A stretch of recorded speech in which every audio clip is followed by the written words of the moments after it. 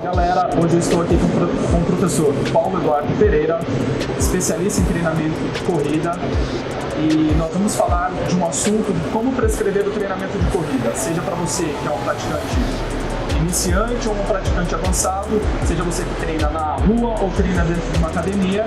Ele vai ensinar a melhor forma, quais são as melhores estratégias que podem estar sendo aplicadas no dia a dia.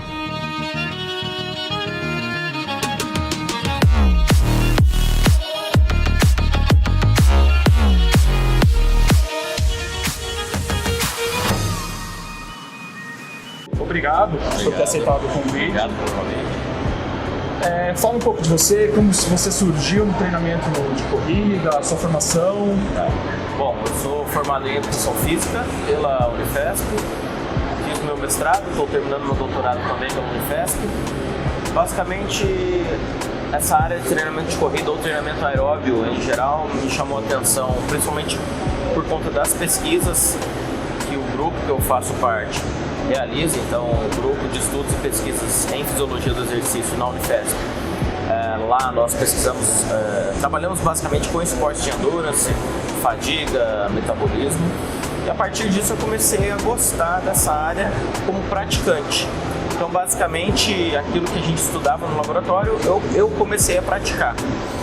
Além disso, por conta da linha de pesquisa ser com esportes de endurance, alguns cursos de pós-graduação, alguns eventos em que ocorriam palestras sobre treinamento de endurance, acabaram me convidando. Então eu acabei indo para esse lado do esporte de endurance. E é muito importante a gente saber disso, que ele é um cara que é tanto da teoria quanto da prática, porque a ciência ela não envolve somente a teoria, né? Muitos estudos que são feitos muitas vezes ficam no papel, mas às vezes o pesquisador em si, ele na prática, ele não tem tanta vivência.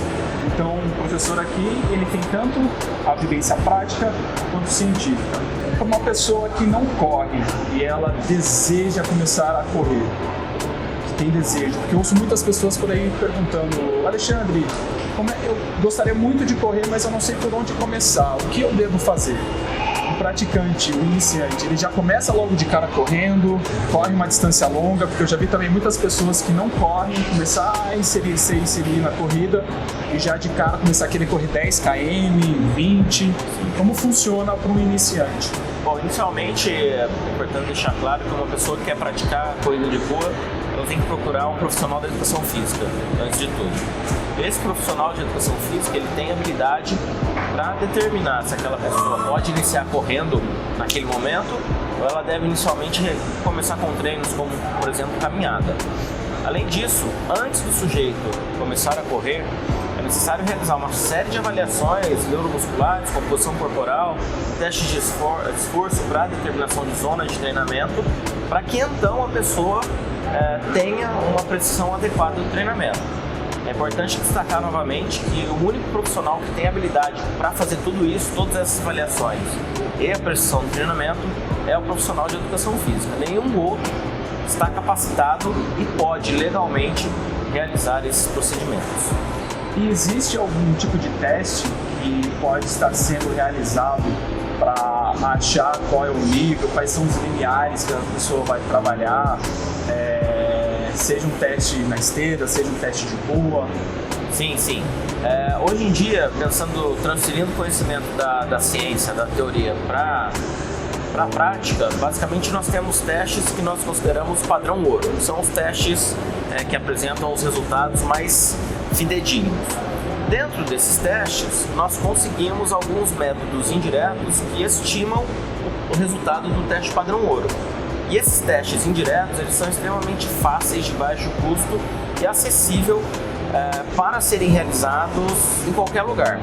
Por exemplo, se você pega uma condição outdoor, fora de um ambiente fechado, nós temos o teste de 3.000 metros. A partir do teste de 3.000 metros, nós conseguimos aí estimar a máxima fase estável de lactato, que é o padrão ouro para determinação de intensidade de treinamento, e é um teste que você não tem custo nenhum. A única coisa que você vai ter que fazer é percorrer 3.000 metros. O seu professor ele vai acabar anotando o tempo que você fez e a partir desse tempo ele faz um cálculo e determina a intensidade ótima para você correr. Em relação ao ambiente fechado, numa esteira, por exemplo, existem testes indiretos também, como por exemplo, análise do comportamento da frequência cardíaca, determinação do limiar glicêmico, que são testes de baixo custo que apresentam uma confiabilidade muito alta. Inclusive, a maioria desses testes nós que validamos lá no nosso laboratório. Show. E eu vejo muitas pessoas no dia a dia colocando muita atenção em aparelhos específicos como um frequencímetro. Assim, você, hoje em dia, tanto o relógio que já pega diretamente do pulso, ou uma cinta que coloca na região da cintura, esse tipo de equipamento ele é realmente eficaz e serve como uma forma de avaliação de uma pessoa que está correndo? Bom, inicialmente, como eu havia dito, serão necessários realizar aí uma bateria de avaliações pelo professor de educação física, e a partir dessa bateria de avaliações, ele vai conseguir determinar a zona de treinamento. É possível associar a frequência cardíaca às intensidades que o professor determinar nas avaliações.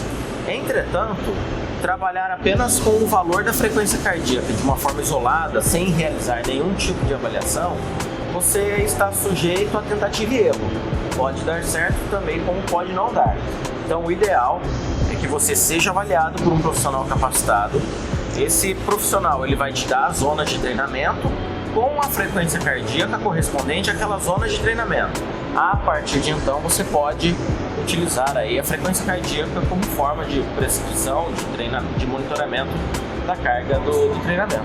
E uma pessoa que está no nível intermediário, a pessoa já corre um bom tempo, mas ela gostaria de melhorar sua performance na corrida. Quais são as estratégias, o que pode estar sendo feito através do profissional de educação física? Vendo que esse vídeo não é só para você que corre, mas sim para um profissional de educação física que gostaria de aprimorar a parte técnica dele. No próprio canal do Instagram do professor aqui, ele coloca sempre artigos e sempre coloca uma referência falando como pode ser analisado e feito o treinamento de corrida. Depois eu vou deixar na descrição aqui para vocês o Instagram dele, para vocês estarem olhando e acompanhando sempre. E se tiver também qualquer dúvida a mais, pode estar entrando em contato com ele, que eu tenho certeza que ele vai dar todo o suporte para vocês. Com certeza, com certeza. Bom, basicamente, o que a literatura tem mostrado para nós? Pensando em você, profissional de educação física, que vai prescrever o treino. Se você pegar um macrociclo total, sei lá, 5, 6 semanas que o seu aluno ele vai treinar, o volume total dispendido de treino nesse macrociclo, ele tem que corresponder ao seguinte: 80% do volume total tem que ser de treinamento em baixa intensidade e contínuo, então geralmente são treinos longos, um domínio de intensidade baixo, e 20%, que são os 20% restantes desse macrociclo, é de treinamento intervalado de alta intensidade. A literatura tem sugerido que essa proporção 80-20 é a mais adequada para melhorar parâmetros como, por exemplo, a aptidão cardiorrespiratória, deslocamento dos limiares para a direita. O seu limiar era 10 km por hora, e aí você desloca para 11, melhora do desempenho. Então é importante destacar que, ao contrário do que a grande maioria dos profissionais acredita, o treinamento intervalado de alta intensidade ele corresponde a apenas 20% do volume total de treinamento, enquanto que o restante, os 80%, são sim de treinamentos de baixa intensidade e contínuos. Uma outra pergunta, uma outra questão, eu vejo isso muito de forma prática nas academias, as pessoas fazendo treino intervalado. E às vezes a pessoa fala, acabei de fazer um HIIT, mas como funciona de verdade um HIIT? Porque um HIIT, até então onde se sabe, a pessoa termina o teste, mas muitas vezes ela não consegue nem estar esboçando uma reação, né? É um teste totalmente no extremo, no limite da pessoa, né? Como funciona um HIIT? Como pode ser avaliado esse tipo de treinamento? Isso é importante deixar claro o seguinte: o que seria o treinamento intervalado? É um treino que eu realizo períodos de esforço ou períodos de recuperação. Quando eu falo agora treinamento intervalado de alta intensidade, isso implica que o período de esforço ele será em alta intensidade. Existem aí na literatura entre 4 e 5 modelos de treinamento intervalado de alta intensidade. Então nós temos sessões de HIIT extremamente curtas, como por exemplo o Sprint Interval Training. Você realiza aí sprints com duração de 30 segundos, descansa 4 minutos. existe também o HIIT longo, que é o HIIT clássico. Nas sessões de HIIT longo, não necessariamente o volume ele vai ser reduzido.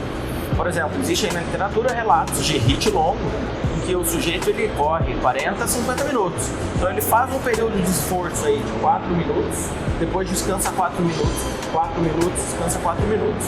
Então, o problema que geralmente o pessoal acaba encontrando quando você faz uma sessão de treinamento intervalado, mesmo que ela não seja supramáxima, mas uma sessão bem feita de treinamento intervalado, dificilmente a pessoa, quando ela finaliza essa sessão, ela consegue ir, por exemplo, para a sala de musculação realizar um treinamento de força, tá?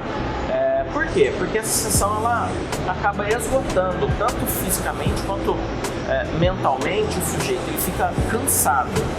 É lógico que é possível realizar adaptações no treinamento intervalado de modo que o período de recuperação entre os esforços ele seja um pouco maior e aí o sujeito consiga se recuperar adequadamente. Mas, em geral, é muito difícil uma pessoa terminar um treinamento intervalado de alta intensidade e conseguir realizar treinamento de força com qualidade. Ela sempre vai estar abaixo do que ela conseguiria, no caso, realizar de intensidade ou de volume no treinamento de força.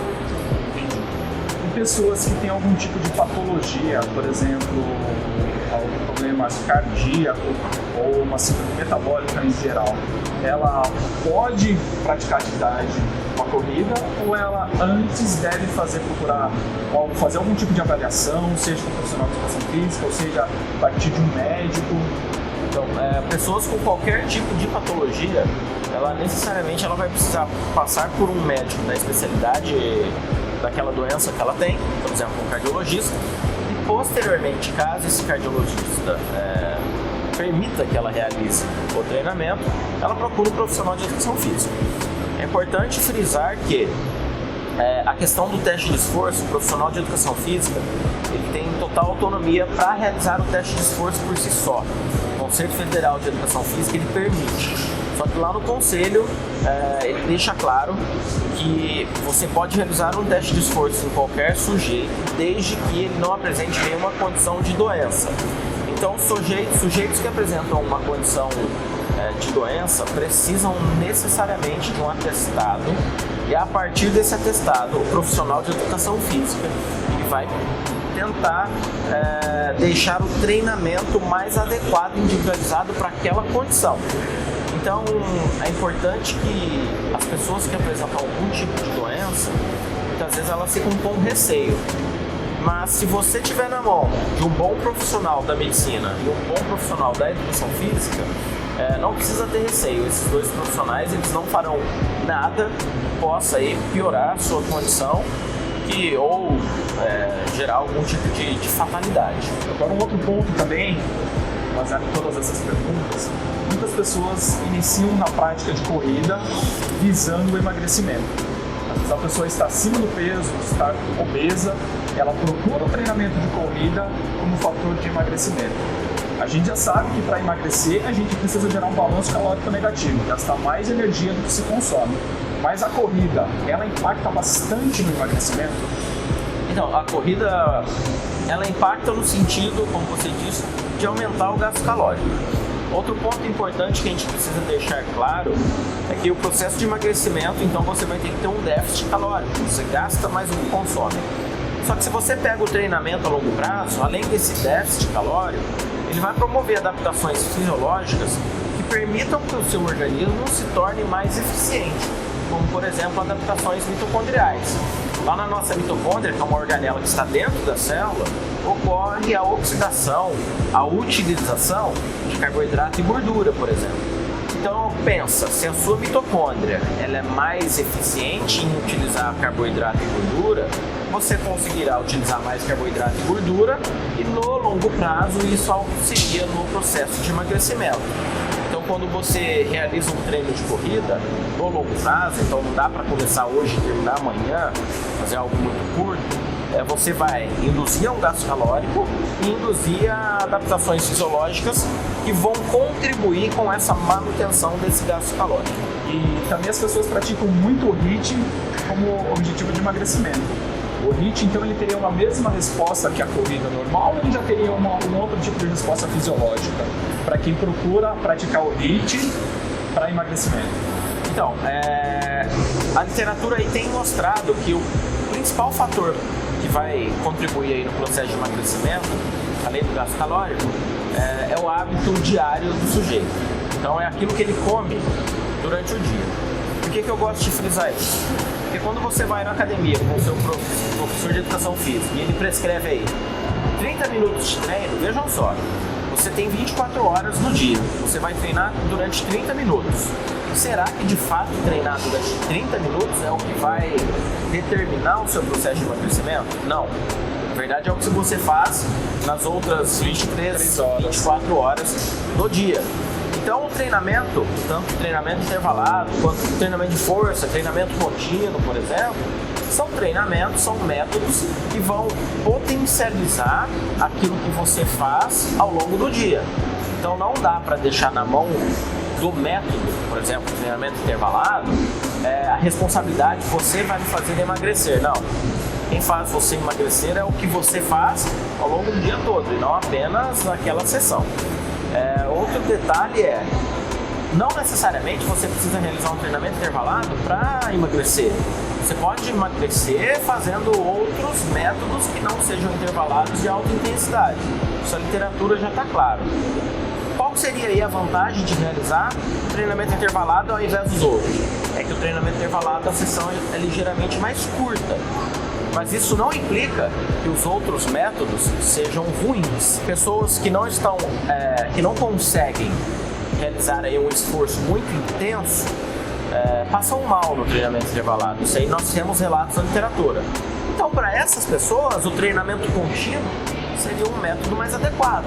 Então, você tem que adequar o seu aluno ao método e não um método ao seu aluno. Tendo também pensando na questão da parte afetiva e da parte psicológica, muitas vezes o aluno pode chegar no dia e não estar disposto a fazer o treinamento do HIIT, né? Sim. Aí teria que utilizar uma outra estratégia para acabar não quebrando o planejamento de treino semanal, ou seja, mensal, né? E também nesse sentido, um treinamento de 30 minutos numa esteira, se eu fiz 30 minutos a um ritmo moderado, de leve para moderado, e eu fizer um treino intenso na esteira de 12 minutos, um equivale ao outro ou são coisas totalmente diferentes? Se a gente pensar, por exemplo, no gasto calórico da sessão, se você fizer 30 minutos numa intensidade de leve e moderada, possivelmente o gasto calórico vai ser um pouquinho maior do que a do treinamento intervalado. Então aí a gente já tem algo que não equivale. Mas, no longo prazo, não na sessão só, no longo prazo, a literatura tem indicado que as adaptações fisiológicas frente aos dois métodos são muito semelhantes. É lógico que tem suas peculiaridades. Por exemplo, o treinamento intervalado ele vai induzir um aumento de potência muscular maior, de membro inferior, maior do que o treinamento contínuo. Mas o que é importante destacar se você chega estressado e você não quer realizar um treinamento intenso, será mesmo que vale a pena forçar a barra e vai prescrever o treinamento intenso, realizar o treinamento intenso? O professor, de acordo com a condição do aluno, ele pode realizar readequações e mudar, falar, hoje era intervalado, mas você está assim assado, então a gente vai fazer o contínuo. Toda a estratégia do planejamento do treino a gente tem que pensar a longo prazo, né? Porque o resultado só virá a longo prazo. A gente pega aí, estamos próximos do carnaval, pega final de ano, o pessoal fica naquela neura, vai viajar, vai para um lugar que tem praia, piscina, vai ficar naquela neura de emagrecer no, 5, 6 semanas. Isso não é sustentável. Porque quando a gente pensa em processo de treinamento, a gente não tem que pensar só no emagrecimento, mas a gente tem que pensar nos benefícios além do emagrecimento. Isso aí ocorre no longo prazo. É porque se a pessoa começa visando emagrecer 10 quilos fazendo corrida, em um mês ela não vai atingir esse objetivo e muitas vezes vai se frustrar, ao invés de ela dar continuidade e ver o benefício ao longo daqui a 3 meses, 4 meses, ela acaba não vendo e acaba desistindo da atividade. Né? Sim.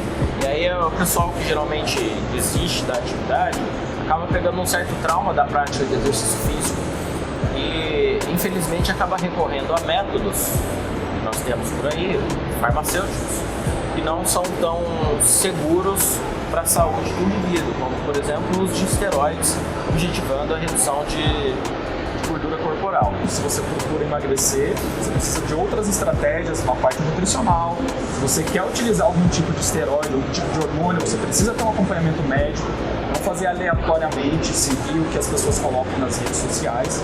Porque o intuito do vídeo, do canal é o quê? Trazer conteúdo científico para ajudar você a clarear a sua mente e você realmente pesar o que vale a pena ou não. É fazer da forma correta ou querer cortar caminho para encurtar o processo e atingir um objetivo que muitas vezes não vai ser sustentável, você pode acabar se lesionando. A pessoa, ela correu, vamos supor, ela correu 1 ano, fez treinamento de corrida, todo o planejamento anual, aí ela parou 3, 4 meses.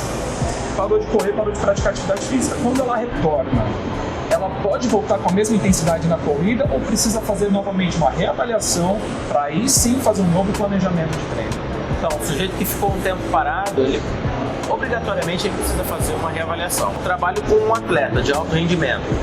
Fiz uma avaliação, prescrevi o treino durante 8 semanas. Deu as 8 semanas, esse cara ele vai ser reavaliado. Mesmo o cara estando em alto rendimento e não tendo interrompido o treinamento. Agora imagina você, treinou 1 ano bem, aí fica aí 3 semanas parado. Quando você voltar, seu professor ele vai ter que te reavaliar novamente para ver a sua condição e então readequar todo o treinamento de acordo com a sua condição. Um cara que realmente entenda e seja especialista no treinamento de corrida. Você pega um cara que é totalmente capacitado no treinamento de força, então às vezes falta recursos, estratégias para ele no treinamento de corrida, né? Então, por isso, igual eu, minha área é muito voltada para o treinamento de força, por isso que eu trouxe o professor aqui no canal, para ele estar trazendo e falando um pouco sobre a prática do treinamento de corrida, porque existem profissionais que vão te ajudar nisso, não fazer aleatoriamente ou seguir o que alguém está colocando na internet, porque cada um tem a sua individualidade e às vezes o treino que ele prescreveu para eu fazer, muitas vezes não pode se encaixar para ele. Eu tenho algumas perguntas que algumas pessoas deixaram no Instagram, certo?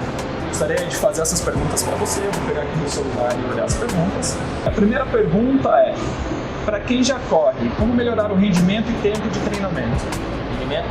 Então, nesse caso, você tem que realizar algumas alterações, principalmente na questão volume e intensidade. Lá no início do nosso bate-papo eu falei que o treinamento ele tem que ser prescrito 80% de baixa intensidade, 20% alta intensidade. Mas nada impede que você altere essa proporção para 70% baixa intensidade, 30% alta intensidade. Além disso, muitas vezes quando você tem uma estabilização na performance, muito provavelmente está na hora de você realizar uma reavaliação e determinar novamente quais são aí as suas intensidades de treinamento. Então essas são as possíveis causas. Além de, muitas vezes o sujeito ele tem uma estabilização e aí ele culpa o treinamento, mas a sua alimentação ela está adequada? Porque a alimentação ela também tem papel fundamental na melhora do rendimento. Então são uma série de parâmetros que você vai ter que analisar. O que emagrece mais? Correr por um período longo ou alternar o ritmo forte e levar por um período menor? Então, essa é uma questão que não tem na ciência, pelo menos, uma resposta pontual. Ambos, se a gente pensar no longo prazo, vão levar a questão, vão induzir ao emagrecimento. E aí, essa questão, será que eu treino mais intenso ou menos intenso, vai muito da precisão do professor para aquela sessão. E se a gente considerar que a periodização ela tem que ser feita 80% em baixa intensidade e 20% em alta intensidade, vão ter sessões dos dois métodos. Então, o ideal é realizar um pouco de cada. O treinamento contínuo e o treinamento mais intenso. A união desses dois acaba aí na literatura sendo primordial no processo de adaptação fisiológica e, consequentemente, vai levar ao emagrecimento. E uma outra pergunta que ele fez é: qual é o melhor treino para melhorar o rendimento cardiorrespiratório? Nesse caso, tanto treinamento contínuo quanto treinamento intervalado. Então, por exemplo, nós temos aí alguns trabalhos do pessoal do INCOR mostrando que o sujeito recém-operado de uma cirurgia cardíaca, um dos protocolos que eles utilizam é o treinamento intervalado. E aí é importante deixar claro aqui, pessoal, o seguinte: quando pensa-se em treinamento intervalado com cardíaco, o cara que acabou de fazer uma cirurgia, Ah, mas vai ser muito intenso. Vai ser muito intenso para ele, relativo à capacidade daquele sujeito. Para um sujeito desse, pode ser que ele caminhar a 6 km por hora seja extremamente intenso. Então a gente, quando pensa em intensidade, para cada um é uma coisa. Muito intenso para mim pode ser a 15 km por hora. Para o Ale pode ser 19. Então até mesmo no treinamento intervalado de alta intensidade, a gente tem que pensar no que é intenso. Tem que ser intenso relativo à pessoa. Uma outra pergunta que fizeram é: eu devo realmente praticar o treinamento de corrida? Uma pessoa que iniciou na academia, mas ela gosta de musculação. É importante ela praticar a corrida ou, se ela não gosta de correr, ficar basicamente só na musculação? Depende, qual que é o seu objetivo. Um fator que a gente tem que considerar, lógico, é que durante uma série de musculação, por exemplo, você vai ter aí a degradação de fosfocreatina. É um metabólico que nós temos na célula. E o metabolismo responsável por ressintetizar essa fosfocreatina é o metabolismo aeróbico. Então, se você tiver aí uma carga de treino aeróbico, pode ser baixa, mas que você tenha ao longo do seu treinamento, isso aí acaba auxiliando na sua recuperação no treinamento de força entre as séries. Mas não necessariamente precisa ser corrida. Você pode fazer uma bike, por exemplo, um ciclismo, faça aquilo que você goste. A última pergunta, ok? Quanto tempo é necessário por dia e quantas vezes na semana para estar em dia com uma cerveja? Aquela pessoa que muitas pessoas que procuram a academia, né, visam querer treinar, praticar algo para poder depois aproveitar, comer algo que gosta ou tomar cerveja no final de semana com os amigos. Sim, essa é só uma pergunta interessante, né? Você vai ter que considerar o seguinte: lá no comecinho a gente conversou sobre gasto calórico. A bebida alcoólica, ela tem uma certa caloria. A caloria vazia que nós consideramos, mas tem uma caloria. A cerveja que você vai tomar vai impactar no aumento calórico de quanto no seu dia? E aí você vai ter que pensar basicamente em tirar esse gasto calórico, esse consumo calórico a mais durante o treinamento. O que a gente precisa deixar claro o consumo de álcool tem uma relação negativa com algumas adaptações fisiológicas do organismo. Então, por mais que o exercício promova um efeito protetor, o consumo de álcool, não que ele vá acabar com esse efeito protetor, mas você não vai ter 100% do efeito protetor, tá? Mas isso, pensando nesse impacto negativo do consumo de álcool, a gente está pensando aí em beber muito, tá? Se você bebe socialmente, adequadamente, sem extravasar aí, se você manter uma rotina de treino adequada, 5 dias na semana, não vai ser esse consumo de álcool que vai produzir uma queda brusca no seu rendimento, ou até mesmo vai te levar a engordar bruscamente. Não. O seu profissional de educação física, ele é responsável por apenas 1 hora do seu dia, ou 40 minutos, 50 minutos. O resto é com você. E aí por isso que até uma dica para os profissionais que estão assistindo. O que eu recomendo? Vai trabalhar com um aluno personal, obrigatoriamente esse aluno tem que ter um acompanhamento nutricional. Pelo seguinte, imagina que o aluno começou a treinar contigo hoje, e aí passa-se aí 2 meses, esse aluno está da mesma forma. Os outros alunos da academia vão olhar o seu trabalho e vão falar: poxa, o trabalho daquele profissional não gera resultado, o aluno não mudou nada. Mas muitas vezes não é culpa do profissional, é culpa do aluno que não se preocupa nas 24 horas aí durante o dia. Só vai lá, treina e depois não está nem aí com a sua saúde, ou até mesmo com seus hábitos alimentares. Até porque se a pessoa pensa na parte estética, é mais importante ainda, né? Agora, numa questão de saúde, se a pessoa pratica somente atividade física, mas não tem uma alimentação tão equilibrada, ela pode ter uma melhora no quadro de saúde dela, ou ela vai ficar estagnada do mesmo jeito. O exercício em si acaba sendo em vão para ela. Não, assim, a partir do momento que você não faz nada, insere uma atividade física na sua rotina, um exercício físico na sua rotina, você vai ter uma melhora. A gente costuma dizer que o sujeito sedentário, ele melhora simplesmente por ficar subindo lances de escada. O sujeito que não treina, ele melhora de qualquer jeito. Só que se você começa a treinar, mantém os mesmos hábitos alimentares inadequados, você vai ter uma adaptação pequena, mas vai chegar no momento que você vai atingir um platô. E a partir disso, somente mudando os hábitos alimentares, você consiga evoluir aí o seu quadro. Uma última pergunta aí a nível de curiosidade da minha pessoa, né? Porque eu vejo que as pessoas se preocupam muito com isso, mas eu não sei até que ponto é fidedigno. Quando a pessoa fez um treinamento de corrida, olha até mesmo no relógio lá, o gasto calórico, é fidedigno? O exercício físico ao extremo pode gerar um alto gasto calórico, ou por mais que seja intenso o exercício, o gasto calórico não é tão alto assim?